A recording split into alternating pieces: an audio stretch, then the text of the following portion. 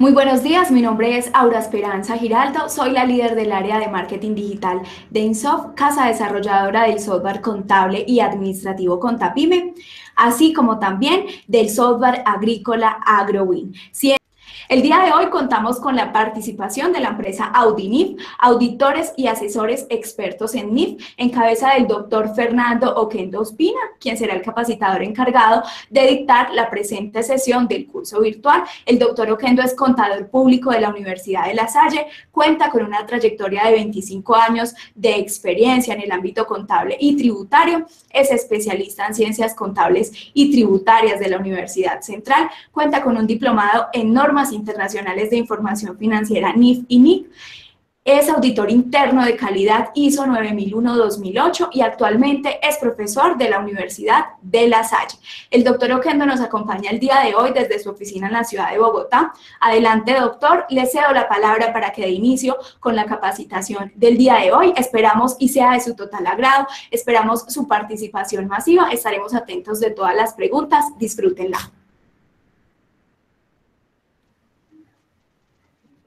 Gracias, ingeniera Aura, por su presentación. Confiando en que vamos a adelantar los temas que son de mayor importancia. La reforma, como ustedes lo saben, es bastante amplia y pues obviamente queremos darles a conocer los puntos más importantes. Para nosotros, para Insoft, agradecerles su invitación a participar de esta conferencia y adicionalmente, pues para todos los asistentes, que sea fructífera y que saquemos el mejor provecho de todo el material que tengo yo para compartirles a ustedes. Y confiando en Dios, vamos a ver los objetivos completos que nosotros tenemos, el programa, y pues poder llegar a nuestro fin, que es el de estar actualizados. Entonces, iniciando con nuestros objetivos que tenemos hoy con respecto al análisis de esta reforma estructural que llamó la Administración de Impuestos Nacionales. En mi concepto es una reforma más. Lo que nosotros esperábamos de esta reforma pues era algo más profundo, algo más definitivo. Vemos allí de que realmente hay algunos temas que se tocaron, pero básicamente lo que pues realmente persiguió esta reforma tributaria con el Congreso, pues es hacer un incremento en el recaudo de los impuestos por parte de la Administración de Impuestos, del gobierno como tal, y pues vía uno de los impuestos que más nos toca el bolsillo a nosotros los colombianos, que es el impuesto sobre el impuesto al valor agregado, que es el impuesto sobre las ventas. Realmente, mi objetivo es que nosotros, primero que todo, hagamos un análisis muy superficial de lo que han sido las reformas tributarias en los últimos tiempos. Yo digo acá los últimos 10 años, pero inclusive les tenemos allí un material que viene desde el año 1990. Vamos a mirarlo muy por encima, ¿sí? Pero para ver cuáles han sido estas reformas que ha traído el gobierno y a dónde pues realmente se quiere llegar, ¿sí? Como segundo objetivo tenemos los cambios que surgieron en el manejo de la retención en la fuente y en el IVA, ¿sí? Ya que en retención en la fuente lo que tiene que ver con la parte de empleados, con otras retenciones que son de dividendos y otras cosas, pues y sufrieron algunos cambios allí, todo con el ánimo de mejorar el recaudo. Y obviamente, como les acabo de comentar, el impuesto al valor agregado IVA. Como tercer objetivo, mirar pues, lo que tiene que ver con un nuevo sistema de recaudo que ellos están estableciendo y es el que tiene que ver con el monotributo, en donde allí vamos a analizar qué personas pueden acogerse a este sistema y adicionalmente cómo es que se van a hacer las liquidaciones, cómo se va a pagar ese impuesto y realmente para quién es beneficioso y para quién no, ¿sí? También hay otros impuestos que pues, realmente, algunos que existían, ¿cierto? Y que fueron modificados, y otros que se crearon. Impuesto Nacional al Consumo, se hicieron modificaciones a los cigarrillos, a las bolsas plásticas ya en este momento, y al carbono y a la gasolina, una contribución para fiscal allí que se creó. Entonces vamos a analizar estos cambios que surgieron allí con esta ley 1819. Y por último, vamos a ver un tema que es bastante representativo, digámoslo así, dentro de esta reforma que se hizo en la parte tributaria y tiene que ver con lo que toca con las entidades sin ánimo de lucro de sal, ¿sí? Entonces allí hay algunas situaciones que están modificando y dependiendo de el tiempo que nosotros tengamos el día de mañana, Dios mediante, vamos a tener la oportunidad de analizar algunos puntos, digamos que son específicos en cuanto al manejo del procedimiento tributario, en cuanto a lo que tiene que ver con la parte de sanciones, porque pues algunas se han modificado, la parte también de la firmeza de las declaraciones de renta, y pues, si vuelvo y repito, nos alcanza el tiempo, eh, ver cuáles de las normas que nosotros traíamos fueron derogadas con esta reforma tributaria. Entonces, esos son los objetivos que persigo yo en este momento, de que nosotros analicemos con el material que tenemos acá. El material es bastante pesado, porque pues realmente hay que entrar a analizar cada uno de los artículos que tienen que ver con los puntos que estoy refiriendo yo aquí en los objetivos. Entonces, eh, hay artículos que realmente son bastante pesados y vamos a tener que estar muy concentrados en lo que es la parte de las diapositivas que les voy a presentar yo a ustedes, porque hay artículos, por ejemplo, que demoran 3 diapositivas para efectos de poderlos analizar. Entonces, eh, vamos a dar inicio ya y desarrollo a lo que son los objetivos. Entonces, el contenido que nosotros vamos a ver: análisis de las últimas reformas tributarias, las modificaciones en la aplicación de la retención en la fuente, los cambios en el impuesto sobre las ventas, la aplicación del monotributo, el impuesto nacional al consumo, los nuevos impuestos que se crearon y lo que tiene que ver con las entidades sin ánimo de lucro. Vuelvo y repito, si alcanza el tiempo que nosotros vamos a dedicar, vamos a analizar algo que tiene que ver con el procedimiento tributario y sobre las normas que fueron derogadas. Desde el año 1990 han venido surgiendo reformas a nuestro estatuto tributario, ¿sí?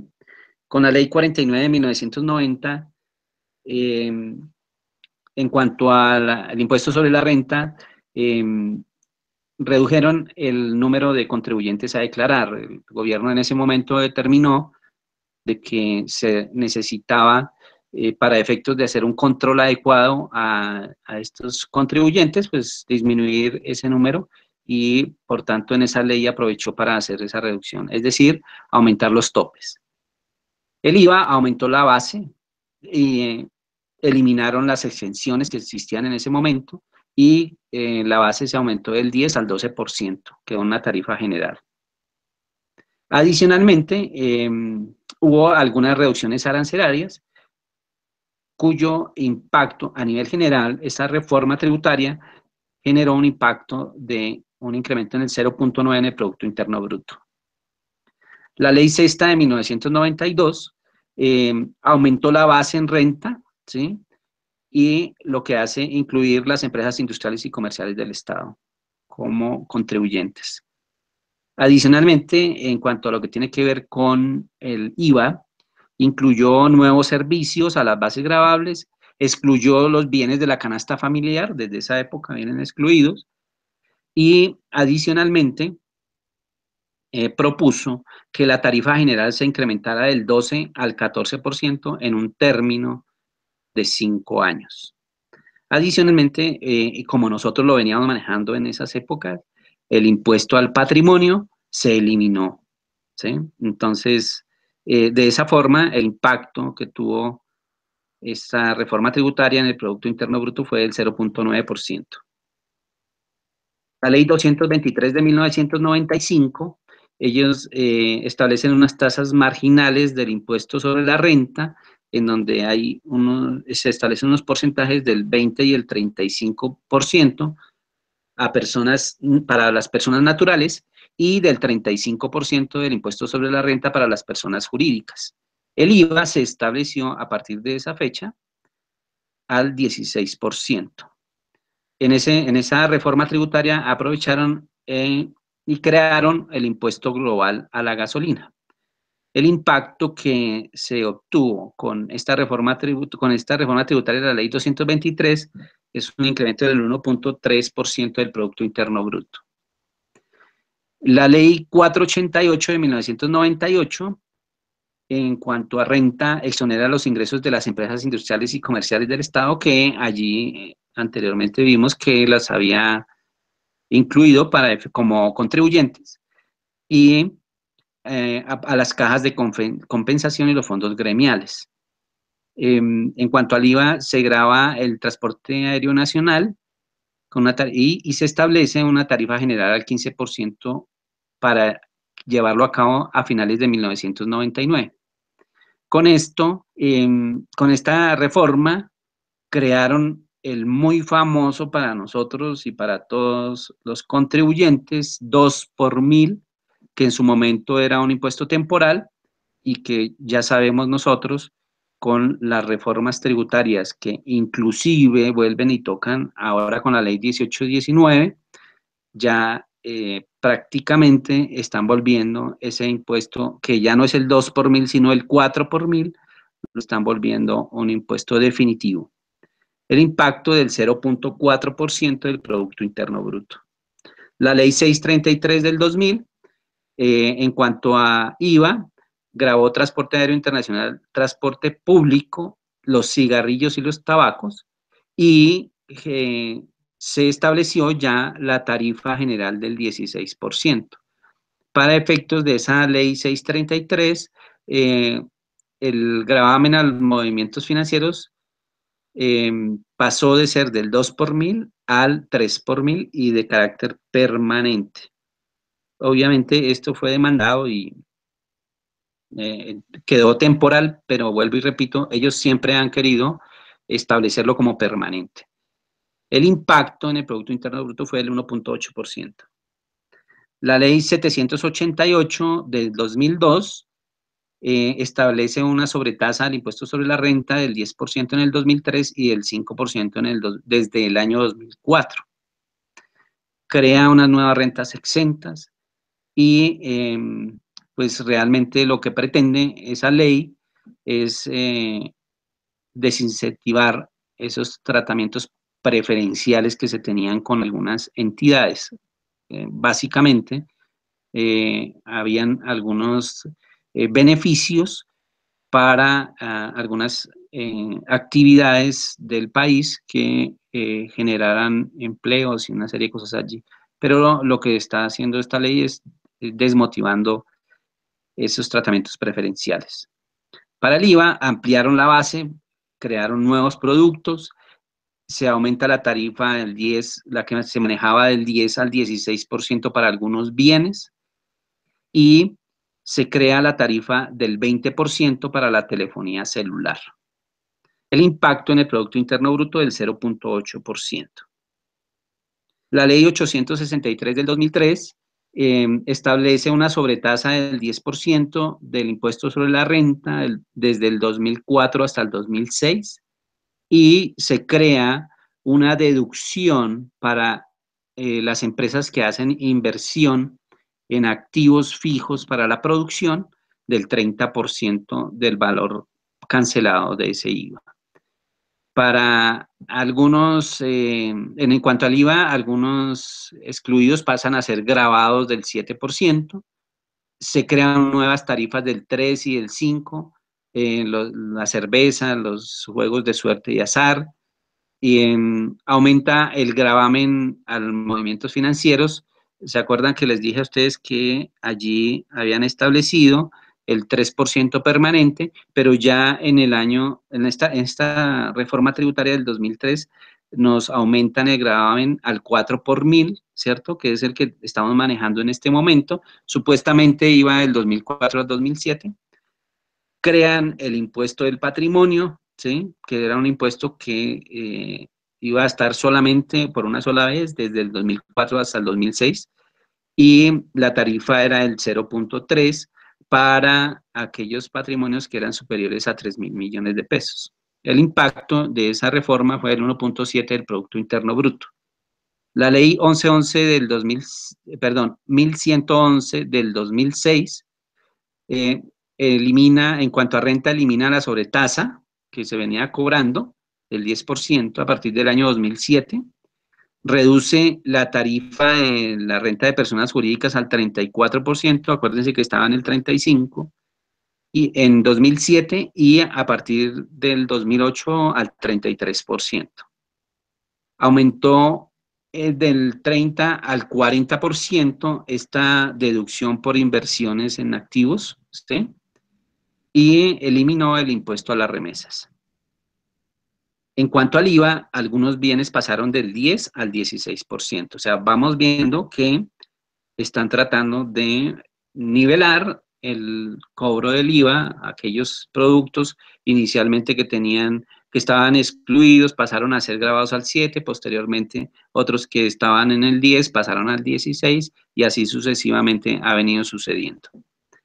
En cuanto a otros impuestos, el impuesto al patrimonio estaba a la tarifa del 0.3, ya a partir del año 2007 establecen la tarifa del 1.2 para igual patrimonios superiores a 3.000 millones de pesos. El gravamen del 4 por mil, vuelven otra vez y nos dicen a nosotros el 4 por mil es permanente y el impacto en el Producto Interno Bruto es un impacto de 0.4 negativo. 70 del 2009 vuelve otra vez y reduce del 40 al 30% la deducción en inversiones en activos fijos productivos, y en el impuesto al patrimonio establece que a partir del año 2011, entonces ya no es del 1.2, sino del 2004, del 2.4% para los patrimonios superiores a 3.000 millones y del 4.8% para patrimonios superiores a 5.000 millones. Se pagarán en 8 cuotas iguales entre el 2011 y el 2014. El impacto en el Producto Interno Bruto es de el 0.3% positivo. La ley 1430 del 2010 elimina la deducción definitivamente por las inversiones en activos fijos productivos, y la idea de ellos es cerrar esos focos de evasión y asimismo, como van a cerrar esos focos de evasión que hasta el momento no lo han podido hacer, eliminar progresivamente el gravamen a los movimientos financieros. Proponían que para el año 2014 fuera el 2 por mil, o sea, volver al inicio, y que para el año 2016 fuera de el 1 por mil, o sea, el 2016 y 17, y a partir del año 2018 desapareciera dicho gravamen, cosa que pues hasta el momento no hemos visto nosotros, seguimos viendo hasta el momento el 4 por mil. Una mayor fiscalización de la DIAN al recaudo del IVA, retención por pagos de intereses de crédito externo, la eliminación de la sobretasa del 20% al consumo de la energía del sector industrial, y se hace una reforma arancelaria. El impacto en el Producto Interno Bruto es del 1%.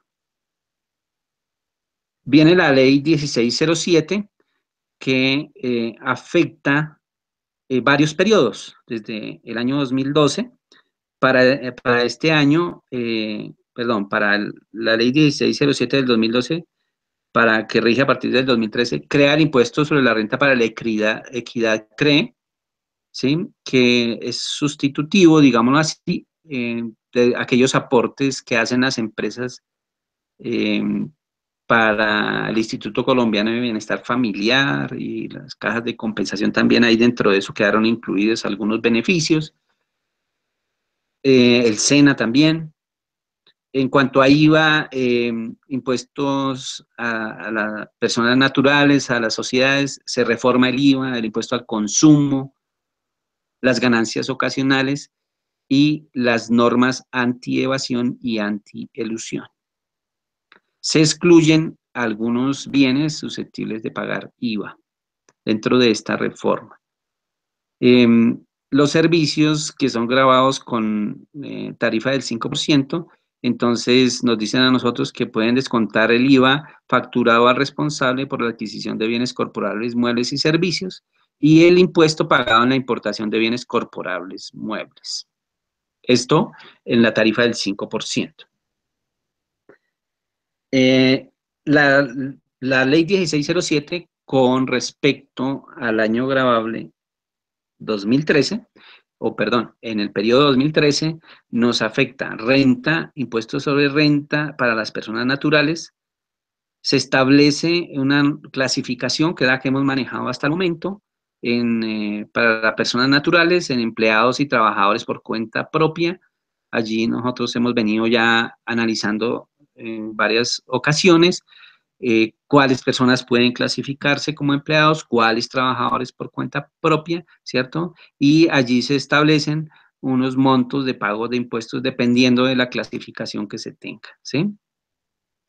Adicionalmente, pues para el manejo de estos impuestos a las personas naturales, se crean dos sistemas, digamos, que son presuntivos, se llamaban así, de la base gravable de impuesto mínimo alternativo. Mínimo es lo mínimo que hay que tributar, que se llama IMAN, y el impuesto mínimo alternativo simple, que se llama IMAS. En cuanto al IVA, el 1 de enero del 2013, solo estará, queda ya establecido que podrán cobrar tres valores de IVA, el 0%, ¿cierto? Que en este caso era para la canasta familiar, todos los artículos de la canasta familiar quedaban con tarifa del 0%, 5% para la medicina prepagada, que antes estaba en el 10%, y también para algunos alimentos procesados, ¿sí? Ya el otro, pues, tiene que ver con el 16%, que es la base, la tarifa general que nosotros veníamos manejando, o estamos manejando hasta el momento.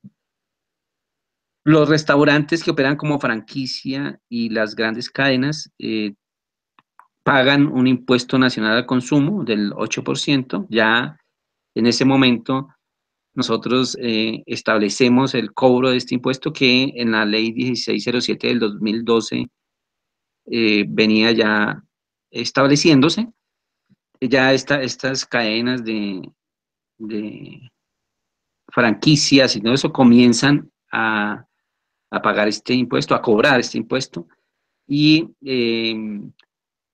establece también que para aquellas personas naturales que ganen más de 3.600.000 deberán acogerse al sistema del IMAN para efectos de pagar sus impuestos.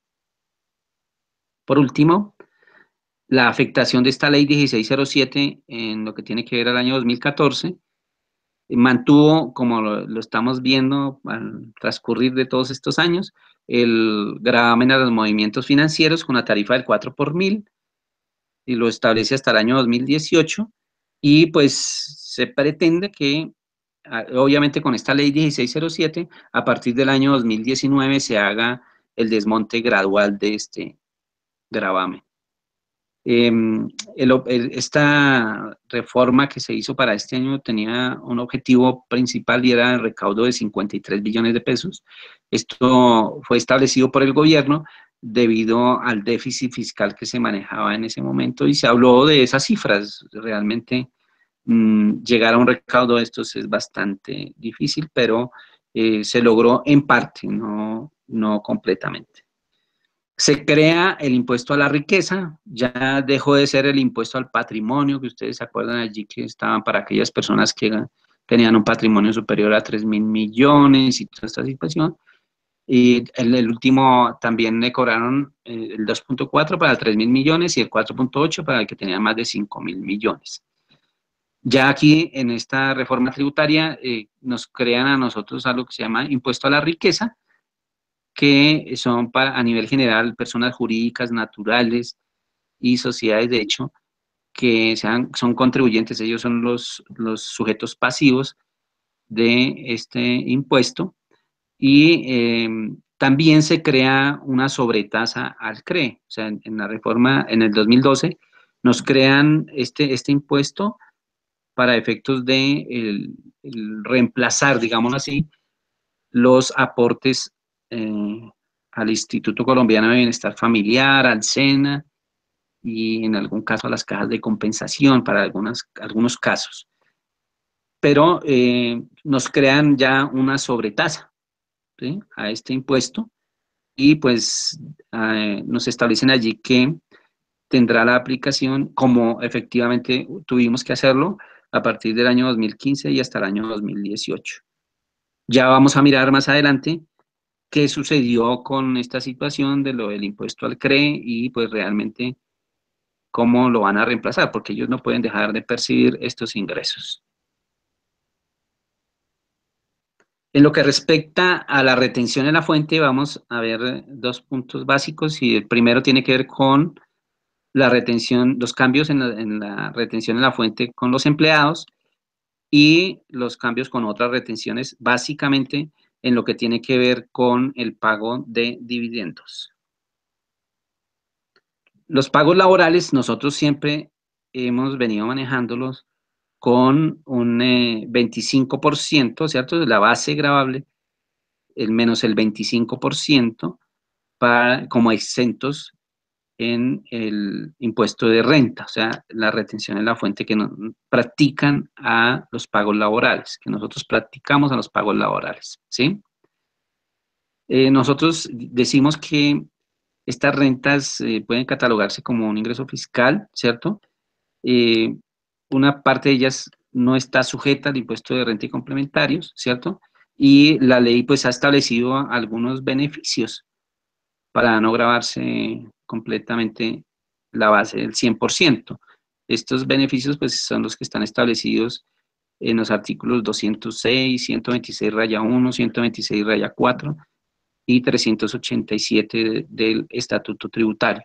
Entonces, en el momento en que nosotros vamos a establecer las retenciones en la fuente para efectos de nuestros empleados, sabemos que existen dos procedimientos y que cada uno de ellos tiene una aplicación especial. En este caso, a nivel general, lo que tenemos que decir nosotros es que siguen este 25% como exentos para el año 2017. Es lo importante dentro de esta reforma, ¿sí? Entonces, cuando nosotros hablamos que las rentas laborales, acuérdense que tenemos que analizar también la categoría, ¿no? Entonces, a nivel general, sin importar si la persona pertenece o no a la categoría de empleados, siempre, siempre tendrá derecho a restar esos beneficios de esas rentas de los cuales yo les hablé a ustedes anteriormente, artículo 216, 126 raya 4 y 387 del Estatuto Tributario. En el artículo 18 de esta reforma, que es en donde se adiciona el artículo 388, establece que esta exención del 25% también se aplica para los pagos o abonos de honorarios y de compensación de servicios personales, ¿sí? Y es importante que aquí en esta existe un condicionamiento, ¿cierto? Y es que son para personas que no han contratado o vinculado 2 o más trabajadores asociados a la actividad. Entonces, esas personas naturales, ¿cierto? Que no importa si están catalogadas como empleados o no, que han percibido unos ingresos y que no tienen dentro de su nómina o dentro de su contratación personal vinculado 2 o más trabajadores, entonces seguirán, o perdón, podrán también descontar el 25% como renta exenta para efectos de establecer la retención en la fuente.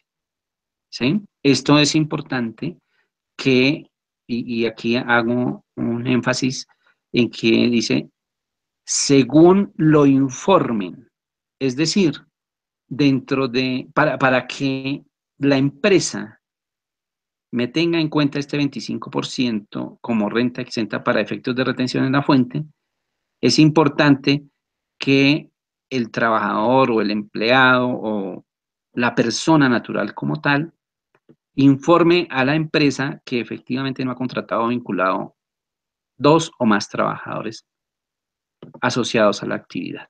Importante esto. ¿Por qué? Porque si no se da esa información, entonces se tendría la situación que se pierde ese beneficio. No se estaría obteniendo el beneficio con respecto a la disminución de esa base para efectos de determinar la retención en la fuente, ¿sí? Entonces, importante tener en cuenta que nosotros debemos informar a los pagadores de las empresas que cumplimos con estos requisitos para efectos de que se nos disminuya esa base. Con respecto a los empleados, aquí les hago un énfasis que nos establece la modificación del artículo 383 del estatuto, que estas modificaciones las vamos a aplicar a partir del 1 de marzo del 2017. Ojo con eso. Ese artículo 383 nos establece a nosotros una base para determinar la retención en la fuente. Entonces, enero y febrero venimos haciéndolo de alguna forma. Ya a partir del 1 de marzo, entonces tendremos que entrar a establecer estas modificaciones que nos están haciendo en el artículo 383 y a partir del 1 de marzo aplicarlas. Otra modificación que introdujo la ley 1819 del 29 de diciembre del 2016, perdón, 1819 del 29 de diciembre del 2016, tiene que ver con la retención en la fuente que se aplica, como lo manifesté anteriormente, a las personas naturales en el artículo 383. Nosotros vamos a hacer la retención tal y como venimos haciéndolo por los mismos conceptos, ¿sí? Pero como lo expliqué en el párrafo anterior, ¿sí? No solo a quienes pertenezcan a la categoría de empleados, sino a todas las personas naturales, ¿sí? Importante tener en cuenta esto. También importante que necesitamos el informe de parte de la persona natural que cumple con lo establecido allí en el artículo en donde dice que no tiene contratado más de 2 personas, ¿sí? Importante eso. Pero en la modificación de este artículo nos dice a nosotros que es para todas las personas naturales, todos los pagos que nosotros hagamos, podemos entrar a establecer una disminución de esta retención en la fuente. Cuando yo hablo de todos los pagos, me estoy refiriendo a lo que tiene que ver, y de acuerdo a esto, por concepto de ingresos por honorarios y por compensación de servicios personales. Por favor, que quede claro, ¿sí?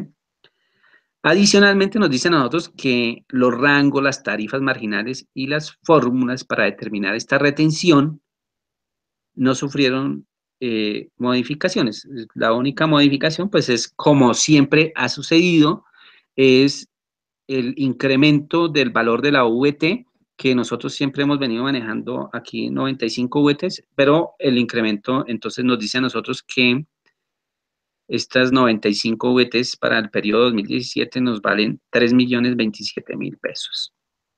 ¿sí? De esta forma, nos dice a nosotros que vamos a observar los rangos sobre los cuales nosotros vamos a practicar una retención en la fuente y, como ustedes lo pueden observar, el primer rango va de mayor 0 hasta 95 VTs, cuya tarifa marginal es del 0%, o sea, pagos inferiores a 95 VTs, que ya lo dije anteriormente, equivale a 3.027.000, están tarifa marginal del 0%. Adicionalmente, para aquellos pagos que van de 95 VTs hasta 150, la tarifa marginal es del 19%. Y nosotros, ¿cómo vamos a establecer el valor de la retención? Decimos el ingreso laboral grabado, lo convertimos en VTs, ¿sí? Como el primer rango de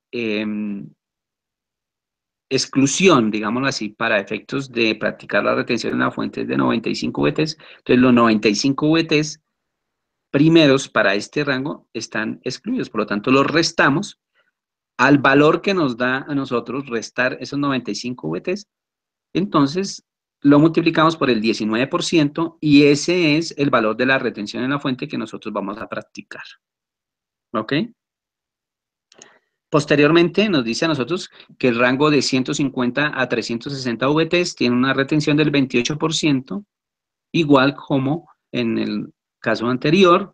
Entonces, ingreso laboral menos, en el caso anterior el rango iba hasta 150 VTs, entonces menos 150 VTs, multiplicado por el 28%, pero le incrementamos 10 VTs.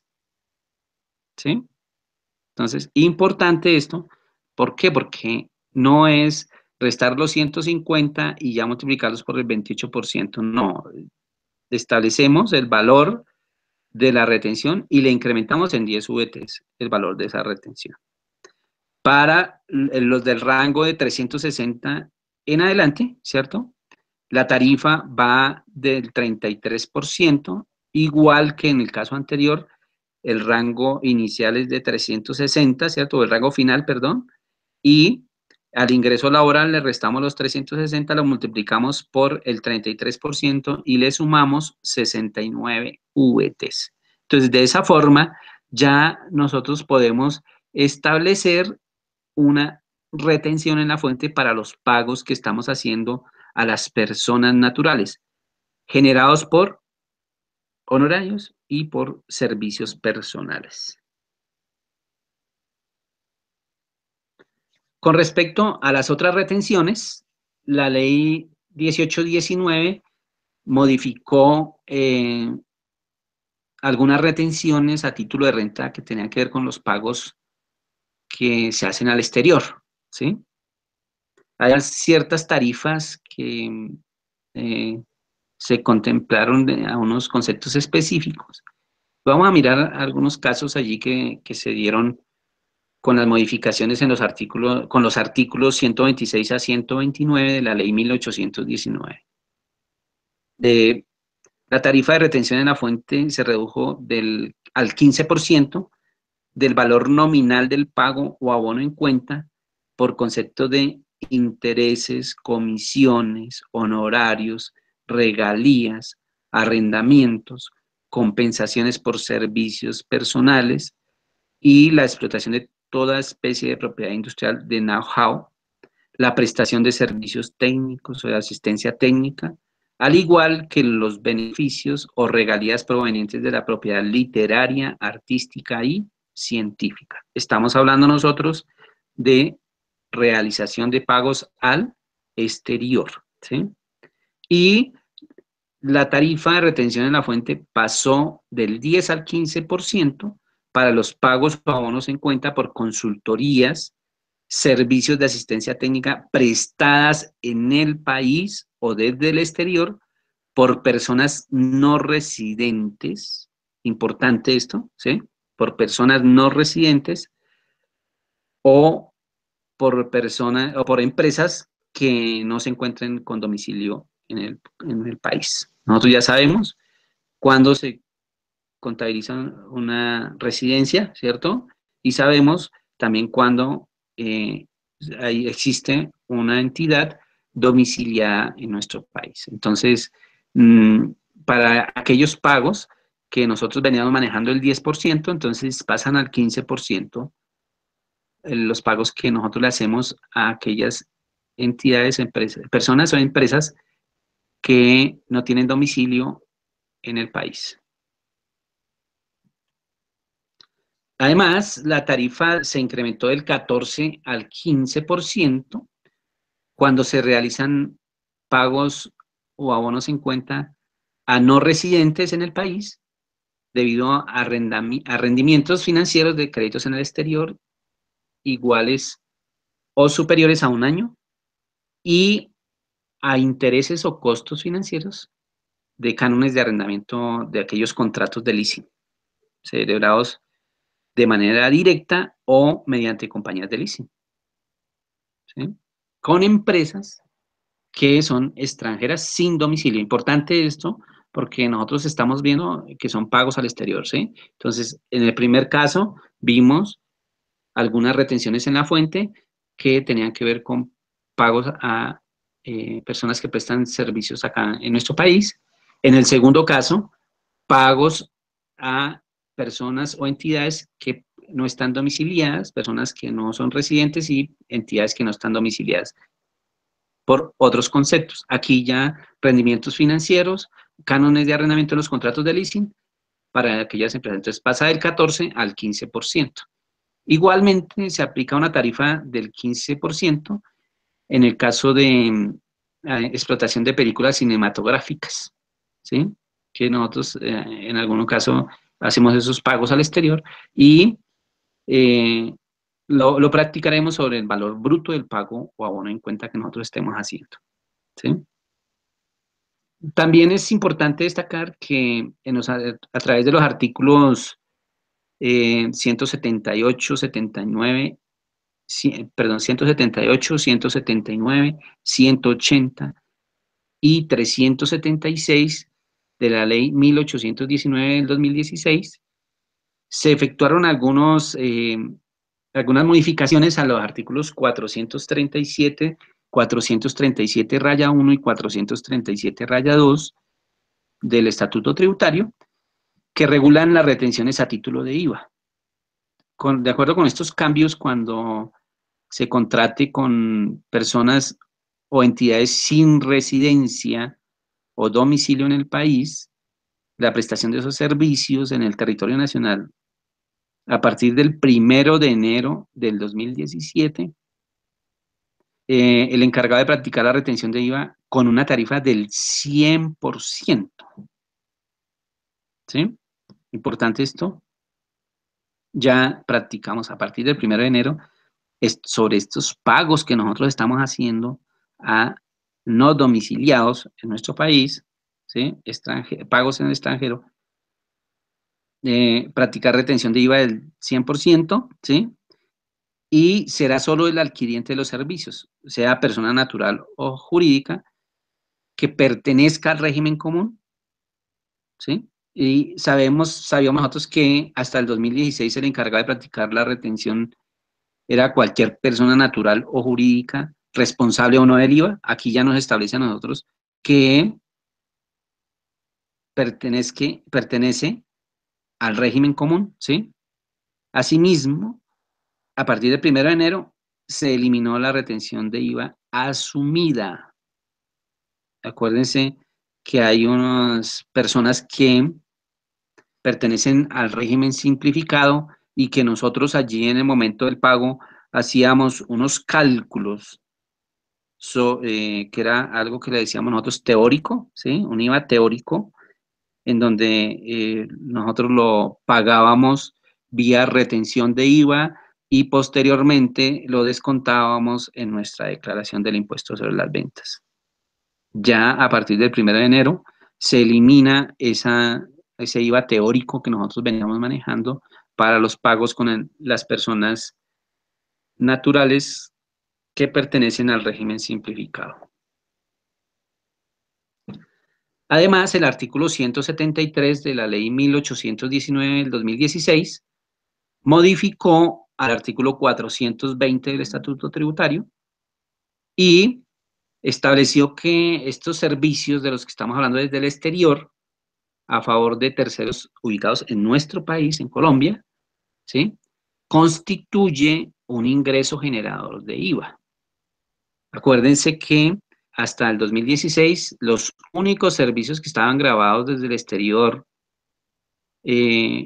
a favor de terceros ubicados en Colombia eran aquellos que estaban mencionados en el numeral tercero del parágrafo tercero del artículo 420. Entonces ya en este momento nosotros con el artículo 173, ¿sí?, ya nos establece que la prestación de todo tipo de servicios grabados, ¿cierto? Vamos a practicar esta retención. Es un hecho generador del impuesto sobre las ventas. A causa de esto, pues en el parágrafo segundo del artículo 437 del Estatuto Tributario, se dispuso que la DIAN tiene hasta julio del 2018, mediante una resolución, pues el procedimiento mediante el cual los prestadores de servicios podrán declarar y pagar el respectivo valor del IVA, ¿sí? Entonces,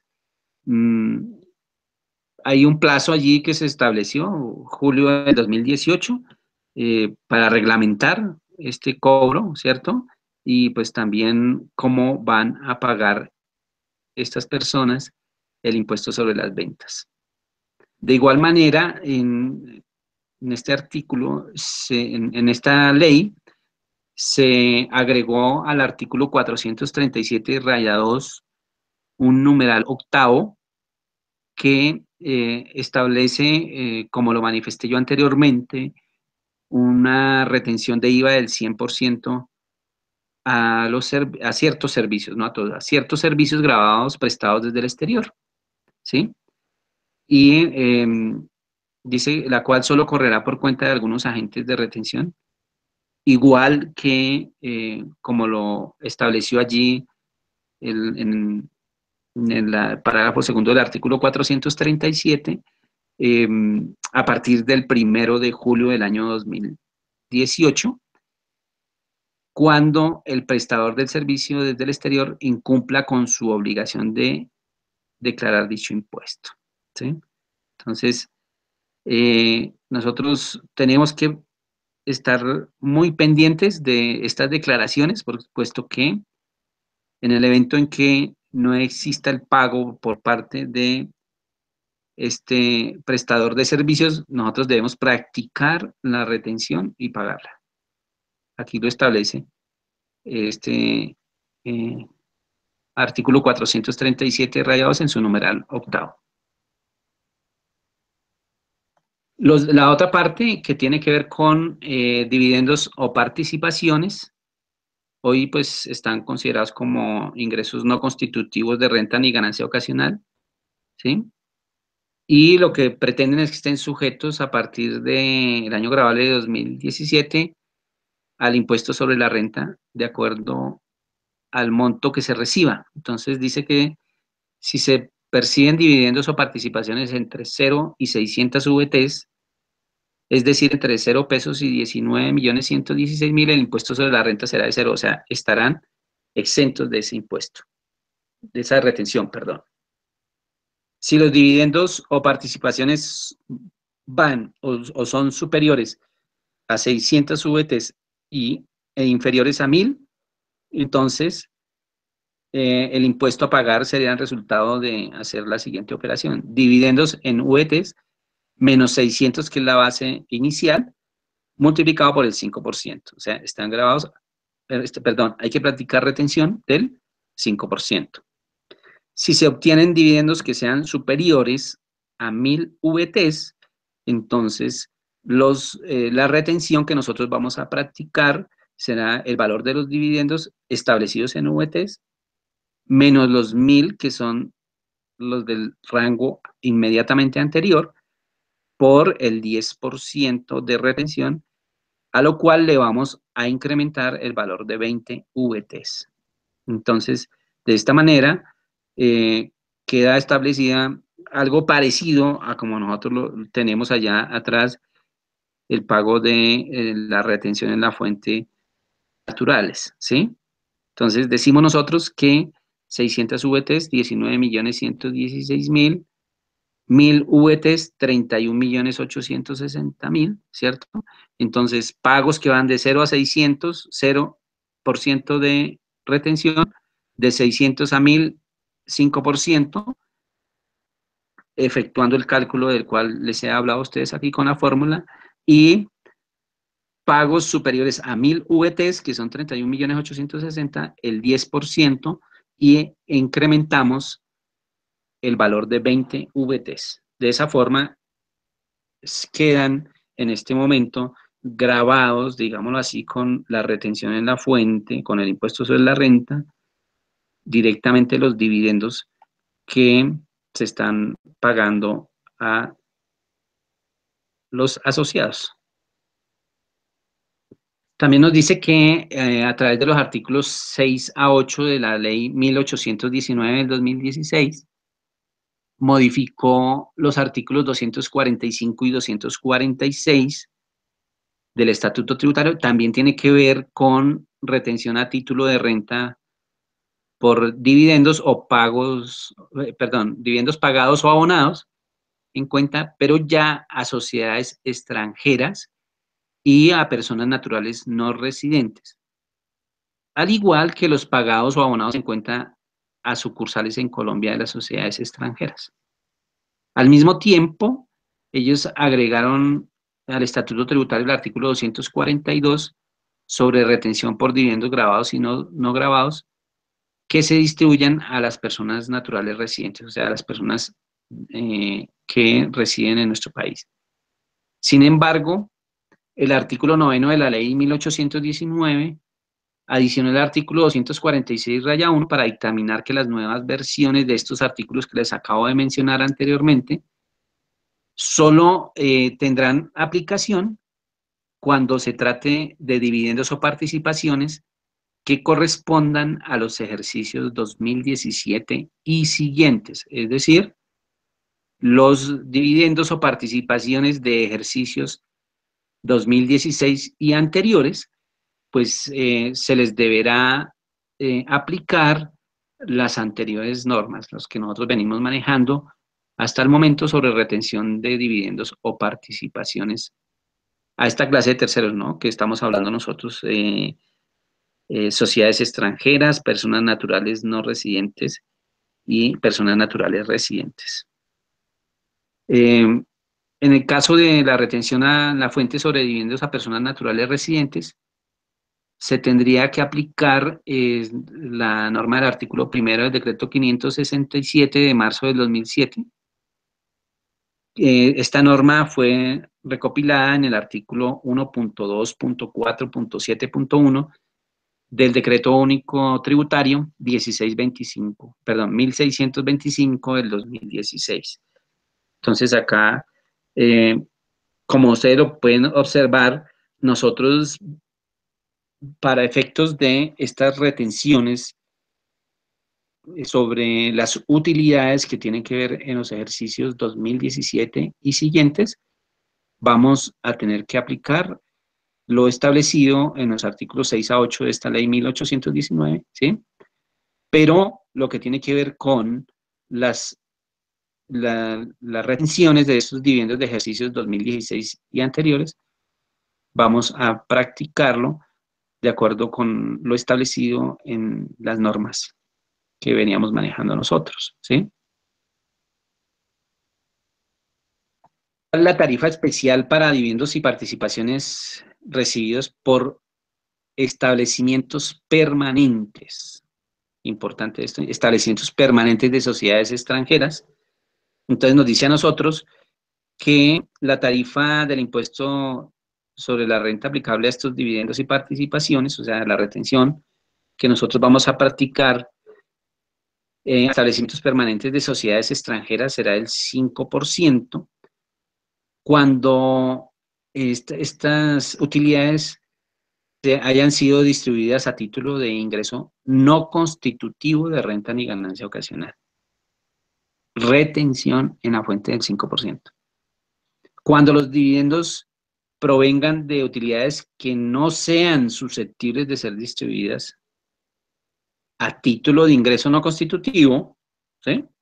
Entonces estarán grabados ¿a qué tarifa? La tarifa que nosotros siempre hemos venido manejando, del 35% sobre el valor pagado o abonado en cuenta, ¿sí?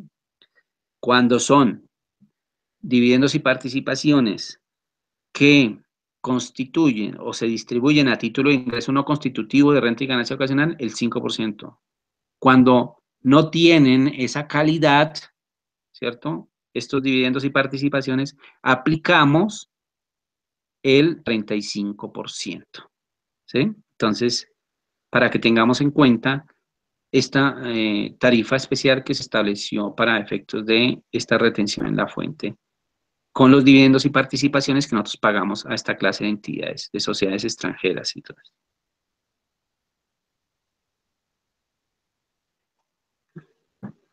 Entramos a una parte que me parece fue lo que más persiguió, digámoslo así, la Administración de Impuestos Nacionales con esta reforma estructural, y es efectuar unos cambios en el manejo del impuesto al valor agregado IVA que venimos manejando en nuestro país, ¿sí?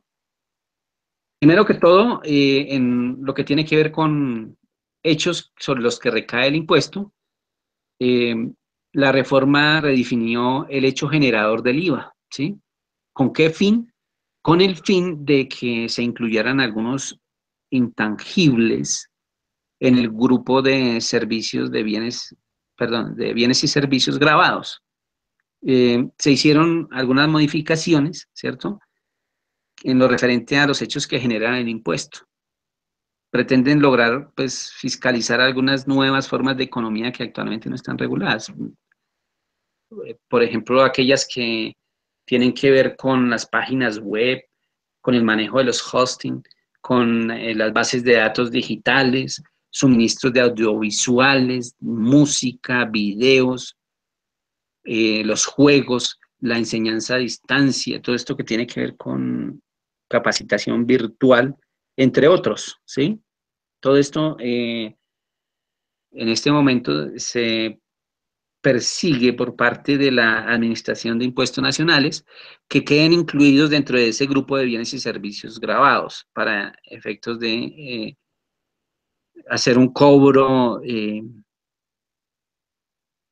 adecuado de el impuesto sobre las ventas, ¿cierto? Que genere, pues obviamente, un mayor recaudo, porque en este momento, como está manejado esta parte, digámoslo que de una u otra forma, está muy a la deriva y realmente era muy difícil para ellos entrar a controlar.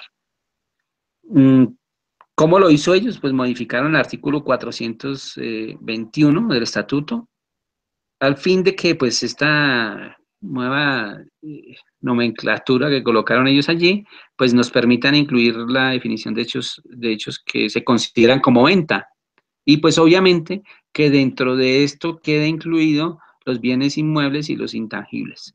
O sea, esa fue básicamente una de las modificaciones que se hizo a la parte del IVA, en donde se estableció una nueva definición de los hechos considerados como ventas. Entonces, venta de bienes, el artículo que se va o que se modificó, artículo 420 literal A, en donde dice que se extiende el hecho generador a las transacciones sobre bienes incorporables, estos son intangibles e inmuebles que no sean excluidos por expresa indicación fiscal. Esto, pues obviamente, allí hay algunos tratos especiales, ¿cierto? Con respecto al manejo de estas partidas, de estos conceptos, y pues obviamente lo que hace la Administración de Impuestos Nacionales es ampliar ese hecho generador, ¿cierto? En donde está incluyendo estos bienes incomparables, ¿sí? Y los inmuebles. también, para que se consideren como una venta, ¿sí? Adicionalmente, nos dice a nosotros que la prestación de servicios y la regulación de nuevas tecnologías de informática, ¿sí? En el artículo 20, el literal B del artículo 420, introduce la aplicación del principio de destino, vigente hoy en día para las ventas de mercancía en las prestaciones de servicios desde el exterior, entendiendo que éstas se encuentran sujetas a imposición cuando el destinatario y el usuario del servicio se encuentren localizados en el territorio nacional. Esto ya lo habíamos analizado anteriormente, allí en donde nos dice a nosotros que servicios prestados desde el exterior para residentes, para empresas que estén domiciliadas en nuestro país. Entonces, con este literal B del artículo 420, nos incluyen, ¿cierto? Nos incluyen ya la prestación de servicios desde el exterior, como lo manifesté anteriormente, este cobro, o mejor, la Administración de Impuestos Nacionales tiene plazo hasta el mes de julio del año 2018 para reglamentar el manejo del impuesto sobre las ventas sobre esta prestación de servicios. Entonces, al igual, posteriormente vimos allí que cuando la entidad no ha hecho la declaración, la empresa tiene la obligación de practicar la retención del 100% del IVA, ¿sí? Acuérdense de eso. Y esa obligación viene desde el 1 de julio del año 2018. Como es costumbre en nuestro país, pues siempre estas entidades se toman los rangos mayores, ¿cierto? O sea, siempre comenzará a regir o tendrán plazo hasta el mes de julio del año 2018, como lo vemos ahí, comienza prácticamente a establecer unos plazos que vienen desde el 1 de julio. Entonces, vamos nosotros también aquí adecuando nuestro manejo contable, nuestro manejo tributario en nuestras empresas, con el fin de que las empresas que tengan que ver con el manejo de estos intangibles y con el fin de que las empresas que tengan que ver con estas prestaciones de servicios del exterior vayan adecuando sus partes tributarias contables para efectos de controlar el IVA que vamos a pagar y adicionalmente la retención en la fuente de la cual nos está hablando allí esta modificación según la ley 1819. Importante que tengamos en cuenta esto, ¿sí? Ya en este momento, como ustedes lo ven, se amplía ese espectro de lo que nosotros definamos como venta de bienes y también como prestación de servicios. Todo con el fin de que se incluya lo que tiene que ver con la tecnología informática, ¿sí? Eso es básicamente. Hay algunas otras cosas que también pues, se pueden incluir allí inmuebles y toda esta cosa, pero básicamente es lo que persigue la Administración de Impuestos Nacionales, de que estas actividades como tal comiencen a partir del mes de julio del año 2018, que se prestan desde el exterior hacia entidades aquí en nuestro país, comiencen a generar un ingreso.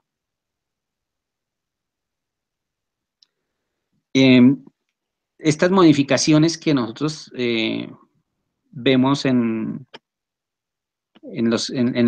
la ley 1819 del 2016, con respecto al impuesto al valor agregado, tienen aplicación a partir del 1 de enero del año 2017, ¿sí? La DIAN expidió un boletín, el 227 del 29 de diciembre del 2016, en donde establece que por mandato constitucional, las leyes que regulen contribuciones, ¿sí?, en donde la base es el resultado de hechos ocurridos durante un periodo determinado, se aplican a partir de la vigencia de la vigencia siguiente, ¿sí? O sea, el siguiente periodo tributario en este caso, ¿cierto? Entonces, la ley estableció, se expidió 29 de diciembre, creo, del año 2016, perdón, el boletín, y lo establece que esta ley es del año 2016, por lo tanto, todos los cambios que se generaron en el impuesto sobre las ventas IVA quedan vigentes a partir del 1 de enero. ¿Sí? Entonces, nos dice también que con el fin de evitar confusiones, de evitar alguna serie de inconvenientes que se tenían allí, aquellos establecimientos de comercio que son grandes cadenas y son empresas grandes, ¿cierto? Que tienen ya etiqueteados todos sus productos y toda esta situación y que venían cobrando el impuesto sobre las ventas del 16%, ¿sí? Eh, que hacen ventas al público, ¿sí? Importante eso, que tengamos en cuenta, ¿sí? Nos dice a nosotros que podrán seguir vendiendo con esos mismos precios que se manejaban, ¿sí? Hasta el 31 de diciembre del 2016, con un plazo hasta el 31 de enero del 2017. Es decir, los que están tiqueteados con IVA del 16% y que en este momento, pues obviamente no pueden modificarse, pues seguirán cobrando esos valores que venían tiqueteados, ¿cierto? Hasta que se agoten existencias o hasta el 31 de enero del 2017. A partir del 1 de febrero, todos los bienes deben tener incorporada la nueva tarifa del 19%. O, en su defecto, algunos que sufrieron unas modificaciones, la tarifa adecuada, digámoslo así, que se ha modificado, ¿sí? Pero por lo general, la tarifa general que nosotros conocemos, el 16%, un artículo tiene etiqueteado su valor con el 16%, hay plazo hasta el 31 de enero para efectuar la venta de esos productos. Si no se vendieron, etiquetear con 19%, no hay nada que hacer. Importante que se tenga en cuenta que para la prestación de servicios, ¿sí? Personales, para otra clase de actividades en donde no tenga que ver con estas ventas al público ni nada de esas cosas, el impuesto al valor agregado debe cobrarse a partir del 1 de enero del año 2017. Es decir, prestación de servicios personales, honorarios, ¿qué otra actividad? Esas actividades deben ya estar cobrando el 19%. No es cierto y están cayendo en un error aquellas personas que se están incluyendo, prestando un servicio, se están incluyendo dentro de estas personas que catalogan como con un plazo hasta el 31 de enero del año 2017 para cobrar el IVA. ¿Ok? Entonces, tener muy presente eso. ¿Por qué? Porque es que esa situación, ese manejo de ese IVA diferencial que tenemos allí, le va a acarrear un inconveniente o nos va a acarrear, porque también me incluyo ahí dentro de eso, yo tengo que cobrar el 19%, porque en el momento en que la Administración de Impuestos Nacionales nos exija a nosotros la presentación de un informe en donde se establezca la causal por la cual se hacen esos cobros del 16% y posteriormente al 19%, entonces nos van a estar generando unas sanciones, puesto que nosotros no estamos cobrando el impuesto sobre las ventas que está establecido en la ley. Entonces, importante para todas las personas que no tienen que ver con esto de ventas al público y todo eso, ya deben estar cobrando el 19%, independientemente de la actividad que ellos desarrollen. ¿Sí? No podemos decir en este momento, es que yo tengo tiqueteado un servicio que viene, o mis servicios están tiqueteados hasta el 31 de enero con el 16%, y a partir del 1 de febrero, entonces ya voy a cobrar el 19%. No, ya servicios, honorarios, toda esta clase de cobros que nosotros estamos haciendo o que están haciendo ya las personas naturales, deben ir ya con el 19%. ¿Ok? Entonces, importante que se tenga en cuenta, existe mucha duda al respecto, pero esto está establecido y aquí ustedes lo pueden observar, ¿sí? Única y exclusivamente, para aquellos establecimientos de comercio que venden bienes y servicios sujetos a este impuesto y que tienen sus mercancías con un valor de venta al público establecido con esa tarifa del 16%, venta al público, pueden seguir vendiendo. Aquí está claro, la ley 1819 lo establece, el boletín 227 lo estableció para aclarar, porque comenzaron inmediatamente todas las personas a quejarse al respecto y muchas personas que he escuchado yo en algunas radios, algunas cosas, dando conceptos que son errados en donde el IVA, por favor, señores, debe cobrarse y de acuerdo a la ley 1819 del 16 que está establecido, debe cobrarse, dice acá, quedarán vigentes a partir del 1 de enero del año 2017. Importante, por favor. ¿Sí? A nivel general, si nosotros tenemos un caso especial que es de venta al público, podemos acogernos a esto que establece allí la Administración de Impuestos Nacionales. Pero a nivel general, nosotros ya tenemos que estar cobrando el 19%. Está establecido en la ley y, como lo estamos diciendo nosotros, el procedimiento tributario nos dice a nosotros que, expedida la ley, a partir del siguiente periodo tendrá vigencia. Expidieron la ley 1819 de 2016, la vigencia será a partir del 1 de enero del año 2017. No hay otra cosa que hacer. Por favor, importante para las personas que me están escuchando, los asesores de sus empresas, ¿sí? El IVA a partir del 1 de enero del año 2017 es del 19%.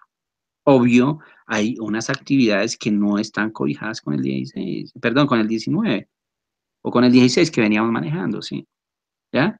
Hay unas tarifas que también se modificaron, obvio, no podemos decir, o no puedo yo decirles a ustedes, es que todo el mundo tiene que cobrar el 19, no, estoy refiriéndome a aquellas actividades que venían manejando una tarifa del 16%, que es la tarifa general en este momento es del 19% a partir del 1 de enero del año 2017. Entonces, tengamos muy presente esto porque es importante que nosotros asesoremos bien a nuestros clientes y que no los hagamos que ellos caigan en un error que posteriormente les va a generar sanciones, intereses y, Dios no lo quiera, una situación penal, porque ustedes saben muy bien que son obligaciones. Obvio que cuando yo no cobro el IVA y no lo pago, pues es una situación diferente a cuando yo cobro el IVA y no lo pago, ¿sí? Pero la obligación de nosotros como asesores es decirle a nuestro cliente o al cliente, mire, usted en este momento tiene la obligación a partir del 1 de enero de facturar sus servicios, de facturar sus honorarios, de facturar sus cobros con el 19%. Usted no tiene nada que ver con venta al público, listo. Sálgase de esa situación, de esa transición que aparece ahí en esa norma y comience a aplicar lo establecido en la ley 1819. ¿Listo? Entonces, importante, por favor, para mis oyentes, para mis colegas que también me están escuchando, por favor, tengamos presente que la ley cambió el impuesto sobre las ventas a partir del 1 de enero. Hay una excepción, listo. Pero la obligación está a partir del 1 de enero. Ese es nuestro procedimiento tributario y no incurramos o hagamos caer en error a nuestros clientes, ¿sí? Porque eso posteriormente les va a generar una serie de inconvenientes económicos a nuestros clientes, ¿listo? Entonces, aquí vuelvo y lo digo, la transitoriedad señalada anteriormente solo aplica para aquellos establecimientos de comercio que tienen bienes y o servicios exhibidos en mostradores con venta directa al público, con el precio marcado directamente en el producto, o que pues también podemos establecer que aquellos que tienen una tarifa, ¿cierto? Con anterioridad a la entrada en vigencia de la ley 1819, ¿sí? Entonces allí sabemos nosotros que únicamente aplica para estos establecimientos. De resto, todos, quedamos, porque yo también quedé allí, en esa tarifa general del 19%, ¿sí? A partir del 1 de enero del año 2017, ¿sí? Igualmente, pues la DIAN aclaró que a partir del 1 de enero bajarán la tarifa para algunos bienes, ¿cierto? Hubo alguna situación con respecto a algunos artículos de primera necesidad para el sector femenino, en donde algunos artículos como tampones, toallas higiénicas, ¿cierto? Bajaron la tarifa al 5%, y las bicicletas cuyo valor sea inferior a 50 VTs y los vehículos eléctricos. Entonces, eh, para esta clase de artículos ya quedaron disminuidos su tarifa en el 5%. Con respecto al régimen simplificado del IVA, ¿sí? Esta reforma, en su artículo 195, modificó el artículo 499 del Estatuto Tributario, que hace referencia a los requisitos para pertenecer al régimen simplificado del IVA, ¿sí? Entonces, establecieron que el monto de las VTs para poder, máximo, ¿no? Para poder pertenecer a este régimen simplificado, pasa a ser de 3.500 VTs, ¿sí? Entonces, eh, se modificaron algunas condiciones para aquellas personas que deseen pertenecer al régimen simplificado, ¿sí? Y de esta manera la reforma considera a las personas comerciantes y artesanos que sean minoristas o detallistas, los agricultores y los ganaderos que realicen también operaciones grabadas, y a quienes presten servicios grabados como pertenecientes al régimen simplificado, ¿sí? No obstante, pues como lo mencioné anteriormente, modificó algunos requisitos para que estas personas puedan pertenecer al régimen simplificado. El artículo 195 de la ley 1819 modificó el artículo 499, ¿sí? A fin de cambiar los montos estimados en los requisitos para pertenecer a este régimen simplificado, ¿sí? Entonces decimos nosotros que el requisito referente a los ingresos brutos totales del año anterior, antes de la reforma tributaria, era necesario que los ingresos en el 2016 fueran inferiores a 119 millones, que era calculado con base en la VT del equivalente a 29.753 pesos, y que los ingresos brutos deberían ser menores a 4.000 VTs, ¿sí? Nosotros analizamos anteriormente y esta tabla disminuyó el número de VTs a 3.500, ¿sí?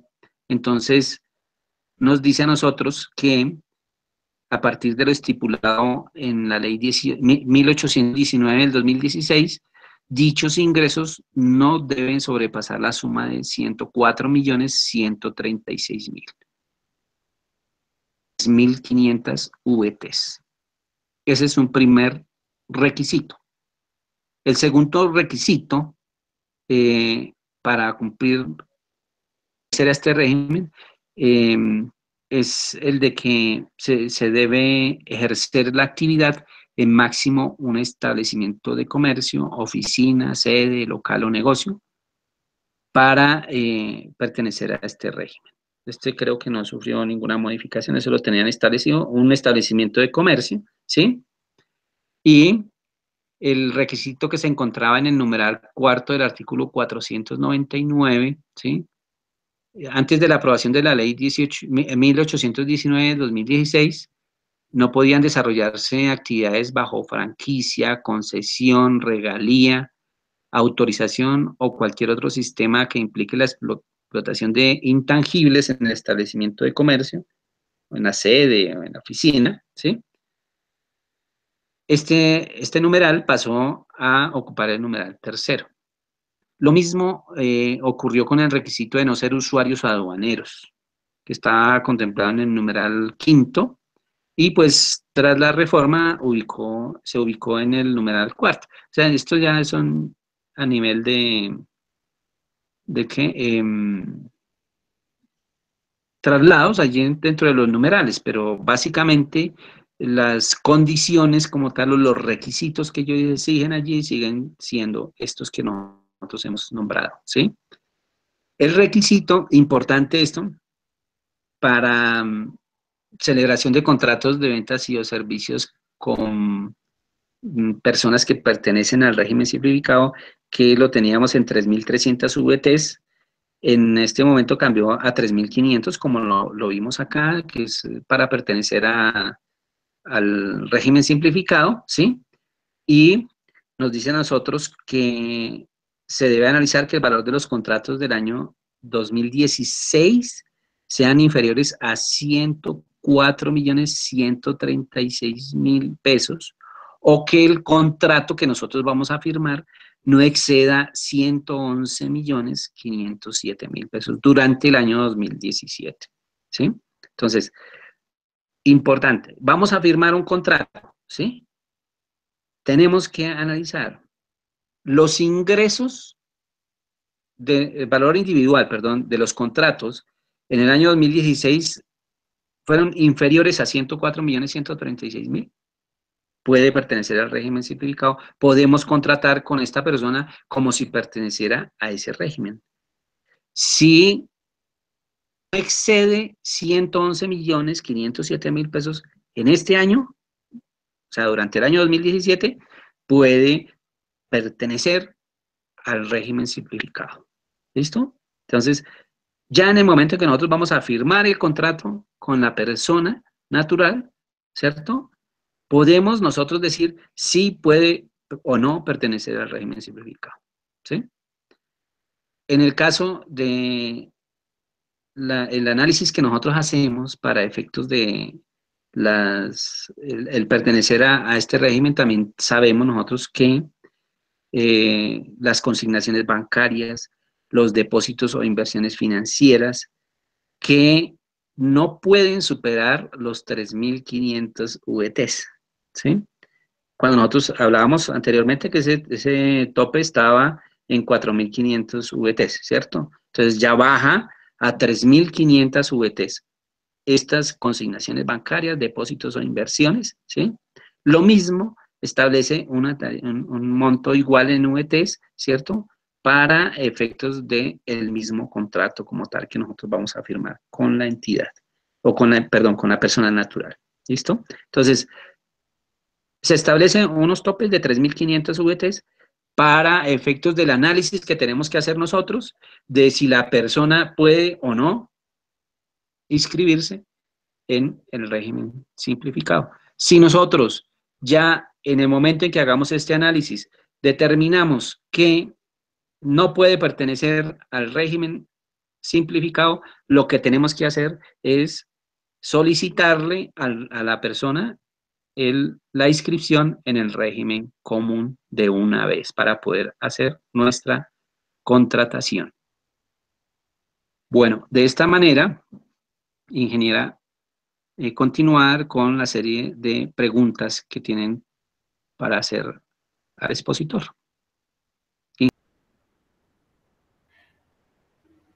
Para recibir información comercial relacionada con nuestros productos y servicios, ustedes podrán contactarnos en el teléfono 885-0800 opción 2, así como también en el celular 314-679-8508 o escribirnos al correo electrónico comercial@contapyme.com. Nuestros asesores están listos para brindarles toda la información que ustedes requieran con el objetivo de que lleven sus empresas a otro nivel, tengan el control de sus recursos.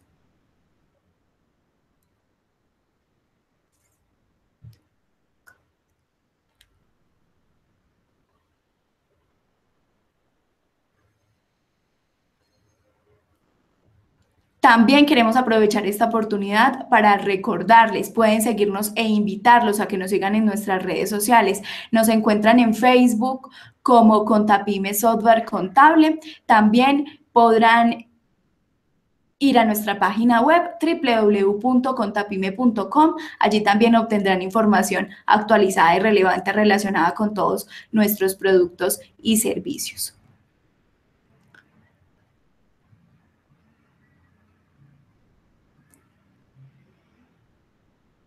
Listo, doctor Oquendo, no siendo más, vamos entonces a dar inicio con la sesión de preguntas que han tenido nuestros usuarios. Gracias a ustedes por continuar conectados, disfrutando del curso virtual gratuito en reforma tributaria. Damos inicio entonces a la sesión de preguntas que tenemos programada y empezamos. El señor Alejandro Guzmán pregunta, ¿a qué se refiere el imán?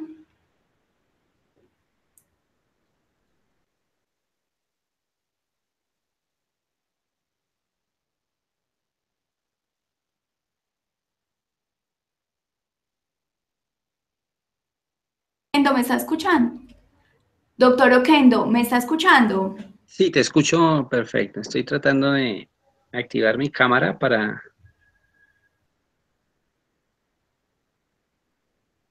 Bueno, mientras tanto, eh, hablamos nosotros de un impuesto mínimo alternativo, ¿sí? Allí el imán lo que persigue en ese momento de la tarifa que está establecida en esas tablas, persigue que el contribuyente cancele un impuesto mínimo, como su nombre lo indica. Eh, Está establecido para los empleados, ¿cierto? Que tengan una característica de unos ingresos determinados, siempre tienen que ser catalogados como empleado, ¿sí? Hay algunas personas que le permiten también entrar a establecer el impuesto sobre el IMAS, que es un impuesto mínimo alternativo, pero ese es simple, ¿sí?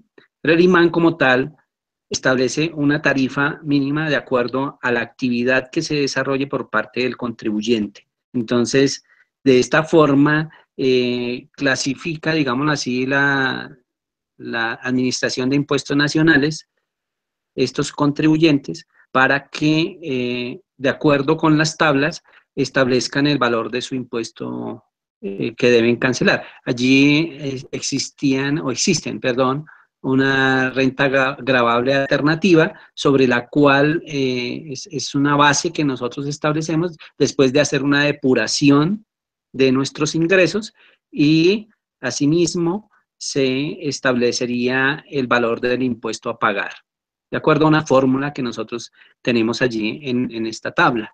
Entonces, el imán se refiere a un impuesto mínimo que deben pagar estas entidades, ¿cierto? Perdón, estas personas, porque son personas naturales, que se acojan al pago que no quieran pagar la renta por esta tarifa ordinaria o este formulario ordinario que nosotros veníamos presentando. Sí, ingeniera.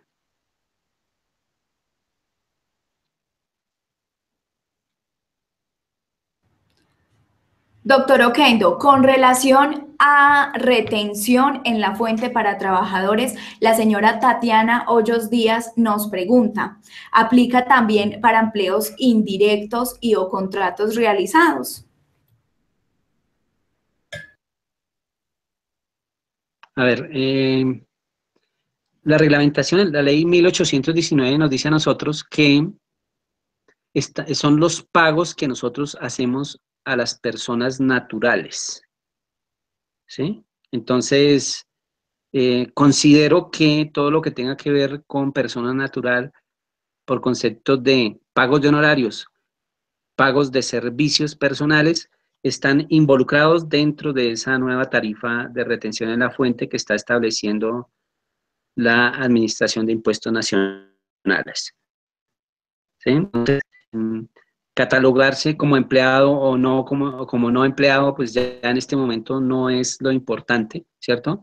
Lo importante es que nosotros como persona natural, acuerden y recuerden ustedes, es muy importante que, que va a recibir el pago le manifieste a su contratante que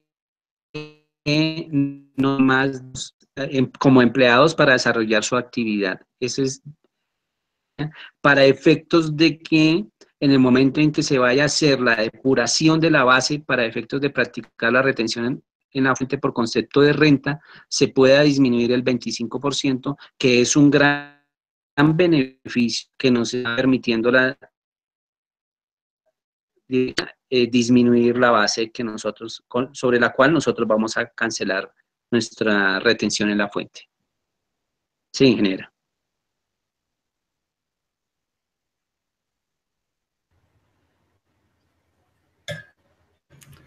Doctor Oquendo, nos pregunta el señor Juan Miguel Valencia Becerra, nos realiza una consulta muy específica. Él dice que él tiene un trabajador en su empresa que está trabajando por servicios o por contratos en época, por contratos por una época específica para la realización de un proyecto. La empresa es una empresa que trabaja en el sector de las telecomunicaciones.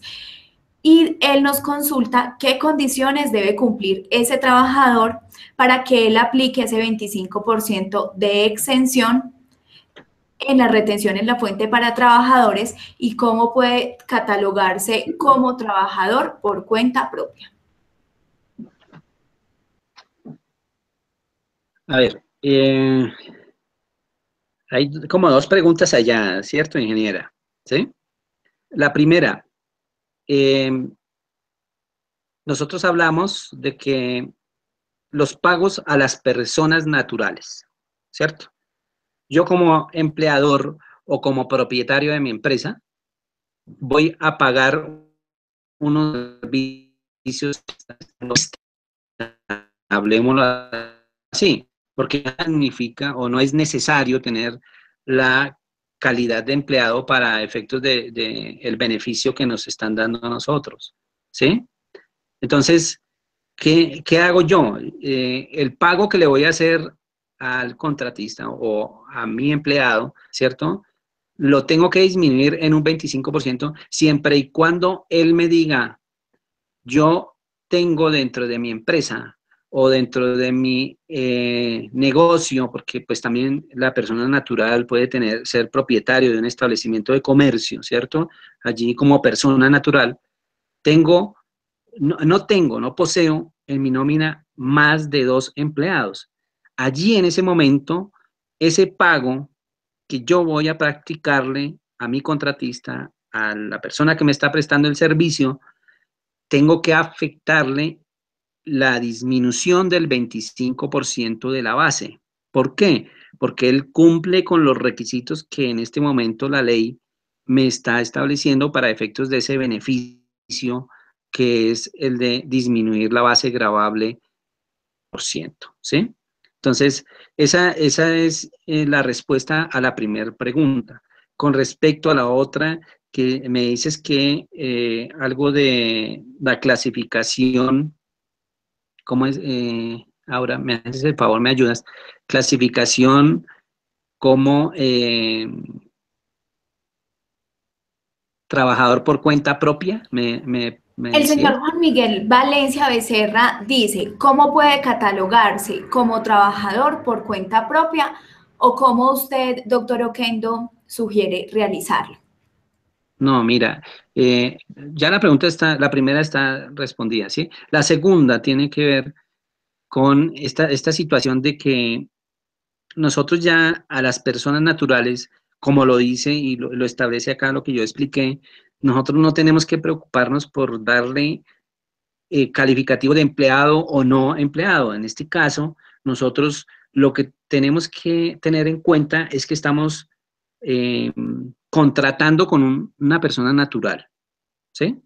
Allí es la base sobre la cual nosotros vamos a tener en cuenta la disminución de la retención en la fuente. Si la pregunta va para efectos de la clasificación con respecto a el formulario que va a presentar la persona allí en su declaración de renta, ¿cierto? Es otra clasificación totalmente diferente que nosotros vamos a hacer y este análisis lo vamos a hacer posterior. En este momento, lo que tiene que ver con la retención en la fuente, que es lo que nosotros hemos analizado hasta el momento, dice que a la persona natural, siempre y cuando no tenga una nómina superior a 2 trabajadores contratados, le podemos nosotros disminuir la base en el 25%. ¿Ok? Entonces, esa es mi respuesta. La respuesta, ingeniera, si tú deseas, la podemos dejar ahí hasta ese momento y más adelante vamos a analizar esa clasificación de trabajador por cuenta propia o empleado o toda esta situación, a ver qué cambios surgieron con la ley 1819. ¿De acuerdo?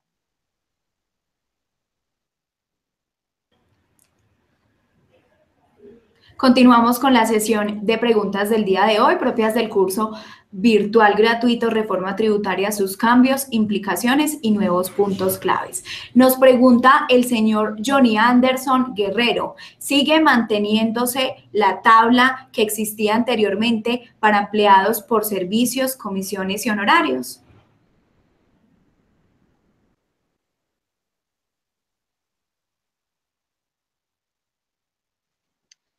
La tabla como tal tiene unos cambios y tiene que ver básicamente, nosotros sabemos que el, el valor de la VT para el presente año cambió, ¿cierto? Entonces, los montos sobre los cuales nosotros vamos a practicar la retención en la fuente, también surgieron cambios en ellos, ¿cierto? Pero los porcentajes como tal no han cambiado. Importante, vuelvo y repito, lo que nosotros hemos visto, ¿sí? Pagos de honorarios y de servicios personales, ya que nosotros le hagamos a una persona natural, vamos y hacemos la depuración para efectos de hacer esta retención. Pero los porcentajes como tal ya están establecidos. Nosotros allí, en los valores que la Administración de Impuestos Nacionales nos actualiza anualmente, ¿cierto?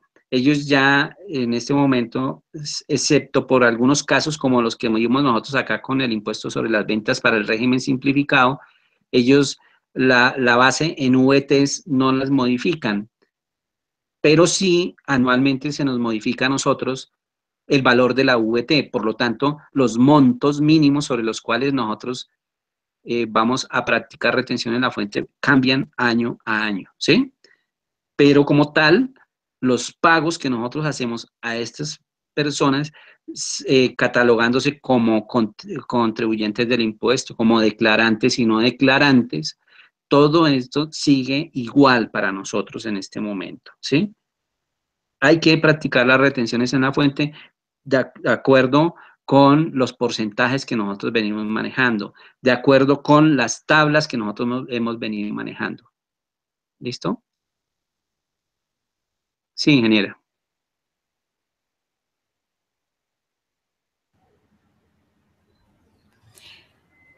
Nos pregunta la señora María Isabel Santos Ramosi. En caso de que yo haga un pago a Google publicitario o por concepto de algún servicio que él me preste, ¿debo hacerle retención?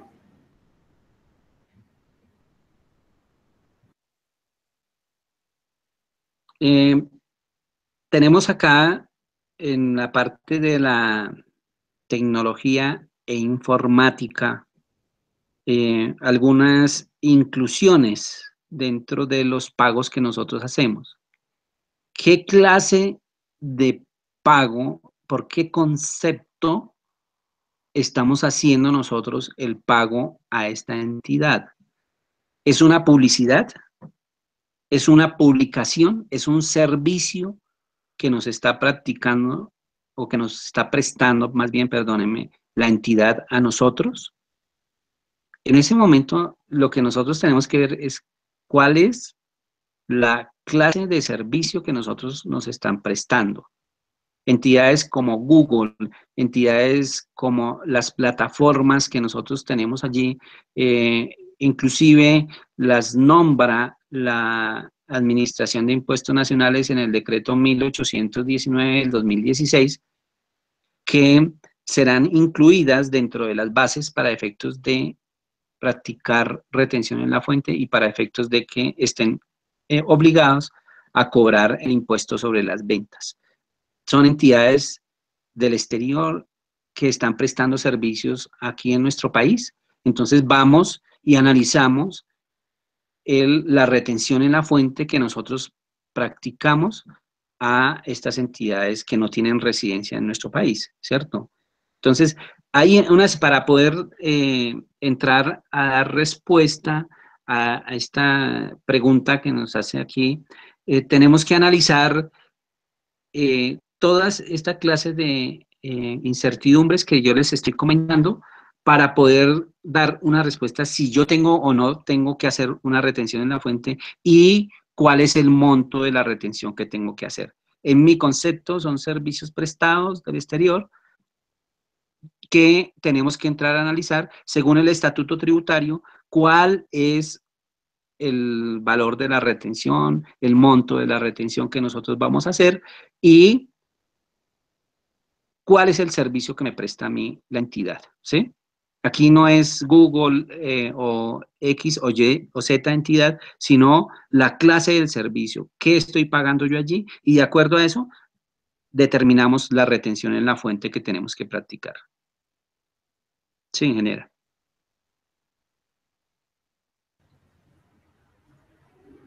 Continuamos con la sesión de preguntas, pero antes quiero recordarles que pueden contactarnos para recibir información sobre nuestros productos y servicios a través de los siguientes teléfonos. 885 opción 1, el indicativo para el país de Colombia es 6, el celular que también está disponible en función WhatsApp es 313-650-6677 o también nos pueden escribir a través del correo comercial @contapyme.com. Todo esto para obtener información sobre nuestros productos y servicios. Nuestros asesores están listos para brindarles la información relacionada con nuestro programa software contable y administrativo Contapyme, así como también para brindarles la solución a cada una de sus necesidades empresariales. Pregunta la señora, Yasmín Rosana Mendoza Gómez. ¿El servicio facturado por un canon de arrendamiento de un local comercial va grabado con el IVA del 19%? A ver, nosotros dentro de la explicación que yo les doy, para efectos de el cobro del impuesto sobre las ventas, sabemos que los cánones de arrendamiento tienen el impuesto del 10%, ¿sí? Existen algunas clasificaciones especiales allí dentro de esto, pero cuando yo les digo a ustedes la tarifa general del impuesto sobre las ventas aumenta del 16 al 19%, no significa de que la tarifa del 10% aumenta al 19%. ¿Sí? Entonces, tener cuidado con esto. He visto casos, me he encontrado con casos en donde las personas equivocadamente han analizado de que el IVA subió el 3%, entonces si yo cobro el 10%, entonces a partir de este momento tengo que cobrar el 13%. No, no. Aquí esta clase de tarifas no han sido modificadas por la DIAN, ¿sí? El, la tarifa que nosotros venimos cobrando del 10% sobre arrendamientos sigue siendo el 10%, no modifica para nada. ¿De acuerdo? Sí, ingeniera. Y la última pregunta para finalizar la sesión de capacitación del día de hoy la hace el señor Carlos Guerra. Pregunta, ¿los topes de VT que estaban estipulados dentro de los costos y deducciones en la declaración de renta fueron modificados por la Ley 1819 de 2016? Costos y deducciones. A mí me gustaría, ingeniera, este tema hasta el momento nosotros no lo hemos tocado, ¿sí? Entonces, me gustaría que dejáramos esa pregunta para el día de mañana, ¿sí? Porque allí tenemos unas situaciones en donde están los topes que se han cambiado con respecto a algunos casos específicos dentro de las declaraciones de renta, ¿sí? Aquí hemos tocado retención en la fuente y hemos tocado el IVA, ¿sí? Listo, doctor Oquendo. Entonces, pregunta el señor Diego Pedraza. Según entiendo, el descuento del 25% de la base para retención opera para personas naturales, sin distinguir si es empleado o no. ¿Qué pasaría entonces con los demás descuentos que se realizaban anteriormente? A ver, la reforma tributaria nos habla a nosotros de que, o mejor, el cambio que ha surtido en este momento con respecto a esos beneficios, ¿cierto? O a ese beneficio, perdónenme, a ese beneficio de que únicamente los empleados eran quienes tenían derecho a disminuir ese 25% para la base de la retención en la fuente, ¿sí?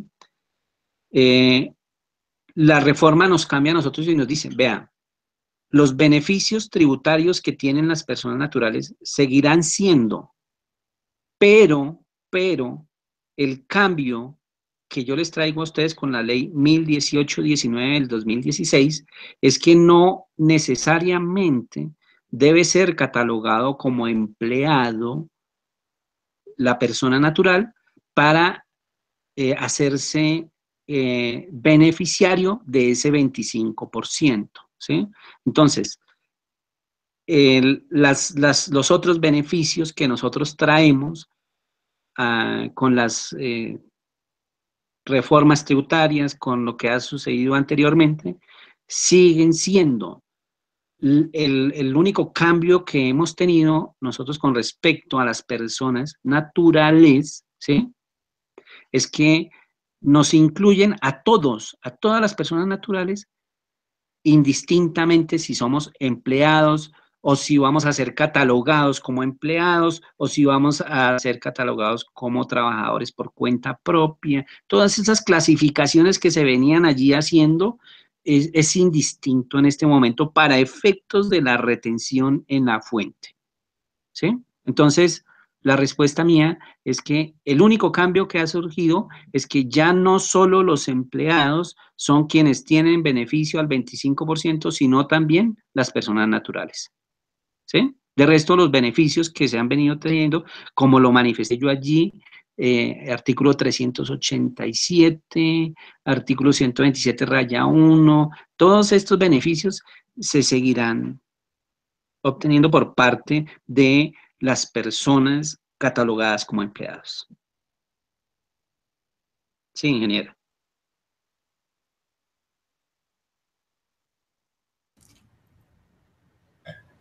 Doctor Oquendo, muchas gracias por resolvernos todas estas inquietudes y comentarios que han hecho, pues los que están en este momento participando de la capacitación. Muchas gracias a todos ustedes también por nuestra asistencia, siendo la 1 de la tarde, 3 minutos y con una asistencia total en este momento de 1.273 personas mirándonos, nos despedimos. Muchas gracias a ustedes por la asistencia. Los esperamos mañana una vez más a partir de las 10:45 de la mañana y hasta la 1 de la tarde para dar por terminada esta temática. Prometemos que mañana las preguntas que el día de hoy no pudieron quedar resueltas por términos relacionados al tiempo, las iremos a responder el día de mañana. Gracias a todos ustedes por su asistencia, su comprensión y su apoyo, además de su participación en esta primera sesión del curso virtual Reforma Tributaria, sus cambios, implicaciones y nuevos puntos claves. Nos vemos entonces mañana a partir de las 10:45. Doctor Oquendo, muchas gracias. Nos vemos mañana para continuar. Es con mucho gusto, ingeniera, y a todos que Dios los bendiga y nos vemos mañana, Dios mediante. Que estén muy bien, feliz tarde, hasta una próxima oportunidad. Gracias, igualmente.